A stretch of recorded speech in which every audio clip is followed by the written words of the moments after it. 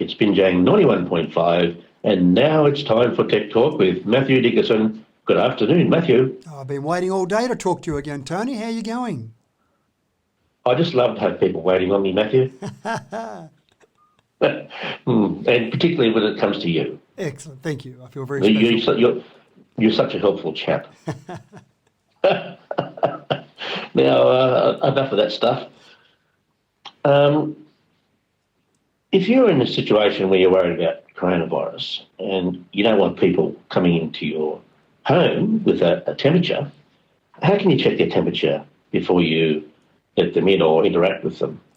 Well, the video doorbell market is really exploding at the moment, Tony. There are so many different video doorbells coming out.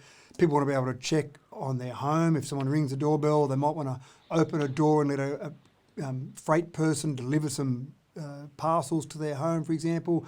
But with COVID-19, obviously, there's more opportunities there. We talked about it last week where you could have a contactless doorbell. So you stand in the right spot in front of a doorbell and you can actually have the doorbell ring for you. This one this week, though, is a little bit different. You can do like you would normally do with a video doorbell where you can look at the person on your smartphone, so you can be in the house or you can be somewhere else. Doesn't matter where you are as long as you're in mobile phone reception. But if you're worried about them coming in, potentially bringing in some disease or illness or COVID-19 to your home, as soon as they ring the doorbell, it actually checks their temperature. So straight away, you get a reading on your phone as to what their temperature might be, and the person at the other end actually gets some visual indication of their temperature and also whether or not they're allowed to enter the person's home. So rather than have someone come into your home, check their temperature with some sort of temperature sensor, you're already being exposed to them somewhat before you actually get the chance to see that the temperature might be high.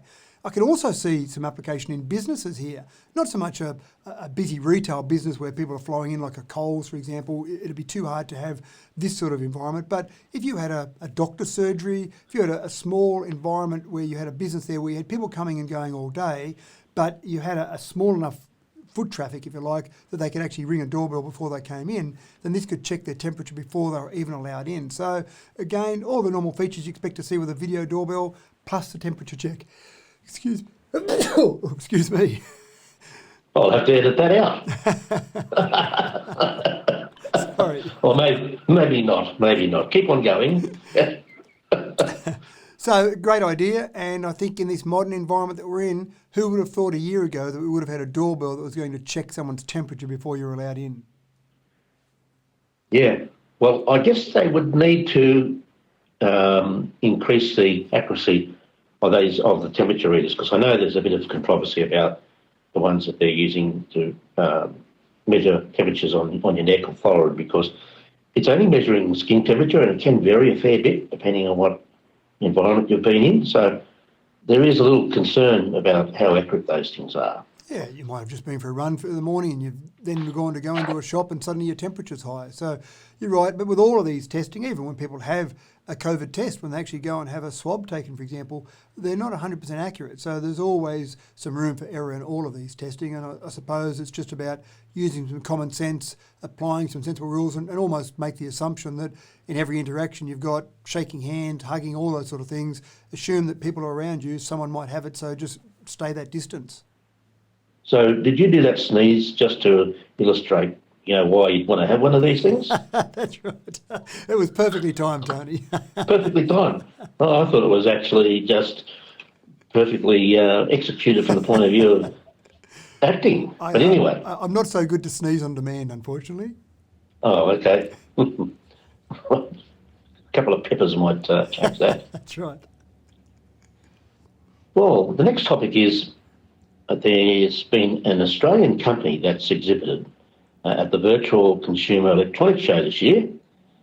It was the only Australian company that did it. So what product did they display? Yeah, it's actually disappointing in some respects. It'd be nice to see more Aussie companies up there because we've got some very innovative people and innovative companies in this country. But this particular company showed off a device called a Space Talk. Now, basically, it's a smartwatch built specifically for children. It's a whole new category that's being created. And dare say it that this particular company, I think, is probably leading the world in it. So essentially, you give a smartwatch to one of your kids, but you can lock down with an app on your phone what they can do, what phone calls they can make, who they can make phone calls to. It can be disabled during school hours, for example, so you don't want kids to be distracted during school time. It just turns into a good old-fashioned watch, believe it or not, during school hours.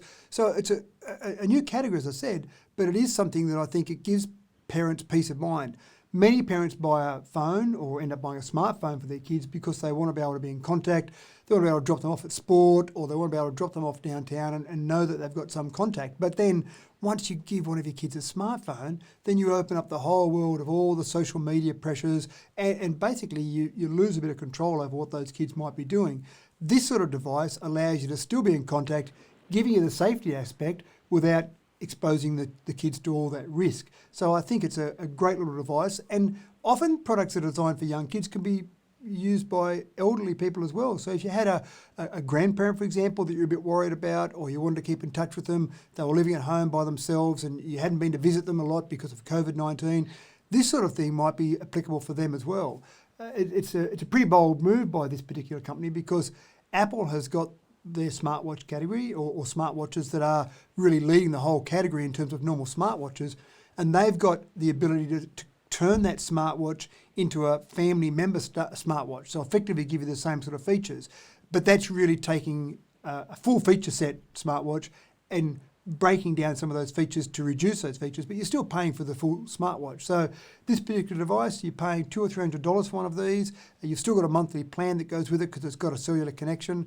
But I think overall, great idea, and great to see an Aussie company out there doing it. Yes, that's for sure. Now, the next question I've got, Matthew, just a personal one.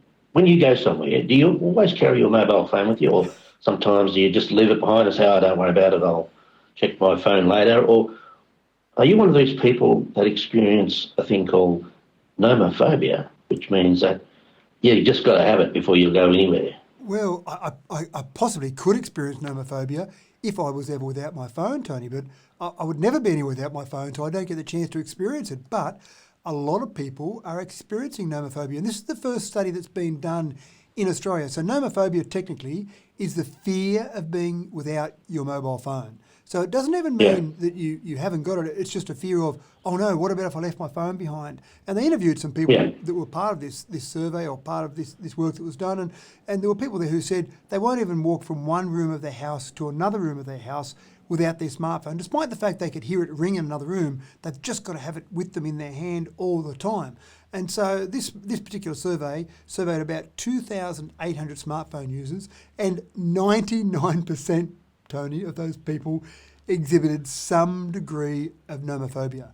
37% had mild symptoms, while 13% had a severe case of nomophobia. So it sounds pretty sad that we just don't want to be anywhere, but it's not just about leaving your phone somewhere. You can experience nomophobia just if you lose connectivity. So if you go into a tunnel, or if you go out somewhere regional where you don't have reception, that can be enough for you to experience nomophobia, because you've got your phone, but you're not in contact with the outside world. Therefore, oh no, you start to go into this panic or this anxiety state because of nomophobia. So it's something that I don't know the solution to it. It's something that's real. It's something that people are experiencing right now. We've known about it for probably about 5 years, but this is the first study, as I said before, that's been done in Australia on Australians. Might explain why some people take their phone into the bathroom, and that's really a big no-no. You shouldn't be doing that. So could be a good indication as to whether you have nomophobia. It could be. And the other thing that they talked about is that people exhibiting dangerous behaviour. So, for example, using it while you're driving can be an example of you having nomophobia, because you just can't bear to put it down, even though it's in the car with you. If a noise goes off, you've got a message there, or you're waiting for a message for someone, that can be an example of nomophobia. Using it in the movies, everyone's sitting around trying to enjoy the movies, and then someone, somewhere in the theatre, you'll see a bright light come up while someone's on their phone in the movie theatre, and you think, can you put it down for an hour and a half and just enjoy the movie? But again, that's an example of nomophobia, which can have impact on other people. I mean, driving definitely can have an impact on other people. Absolutely. So there'll be no surprise in this, Tony. Younger people were more likely to experience higher levels of nomophobia. Women also were experiencing higher levels of nomophobia. Men were more likely to engage in illegal activity on their phones as a result of nomophobia. Well, I guess we're talking about anxiety situations here, and it's not good, is it? No, not good at all, and that's the modern society we live in. Yeah. You've been listening to Tech Talk with Matthew Dickerson on Binjang 91.5. Stick around next week, same time, same places, whatever. And it's back to the great music and information. See you next week on the same Bat Channel, Tony.